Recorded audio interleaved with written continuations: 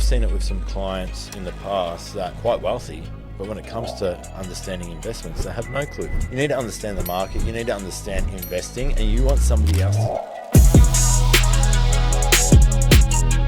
Business owners make money in their businesses and they have savings. And, you know, they say the rich get richer, and I suspect that that's because they invest and they invest well. So I wanted to touch on that and pick your brain on what's happening in the market and see if some of our listeners can get inspired around what they can do with their savings. I guess it really comes down to your risk profile. And some clients' risk profile will change from one to another. I think the later you get in life, the less risk you need to take.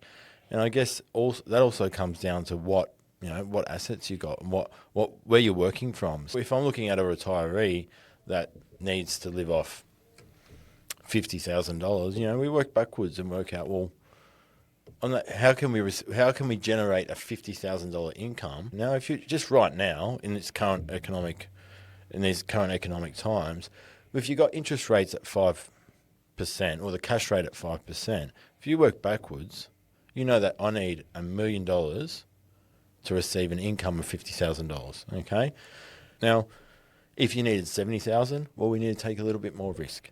Okay. Where that risk comes from is usually within like Australian shares, international shares, property, infrastructure.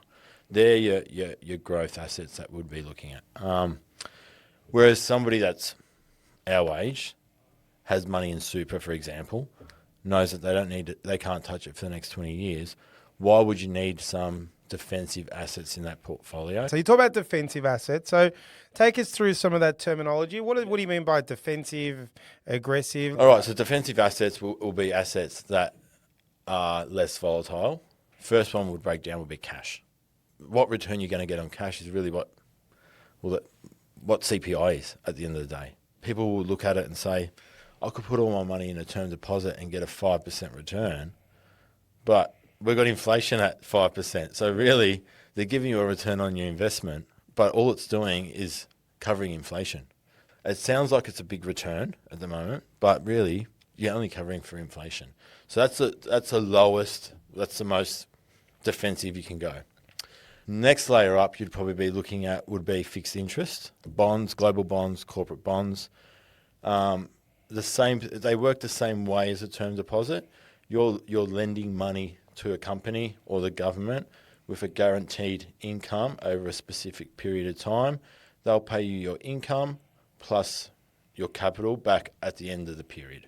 A little bit more risky than giving money to the bank because you're giving money to a corporation or the government. So there's a lot more risk there as well. 3 years ago, the bond market toppled because interest rates started going up quite high. So the rate is set based on the treasury rate in the future. So a 5-year treasury rate could be X amount today, but interest rates go up, so that rate changes as well.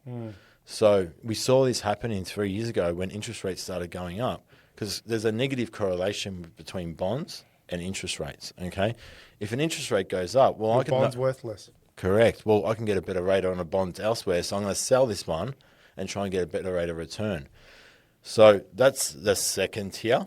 Hence why there's a bit more risk there and Correct. So on. So Yeah. Talk us about some of the taking more risk look like, and what are some of the things that your investors that are probably have more time on their hands go into to create wealth? Breaking it down, if we're looking at growth investments, there's different investments you can look at. You can look at property, okay? You can look at infrastructure. You can look at Australian shares. You can look at international shares.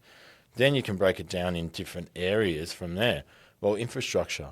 What area am I going to buy the infrastructure? Is it Australian? Is it European?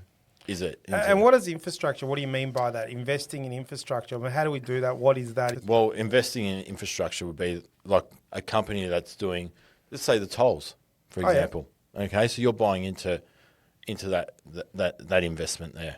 Oh wow. Okay, that's cool. Yeah.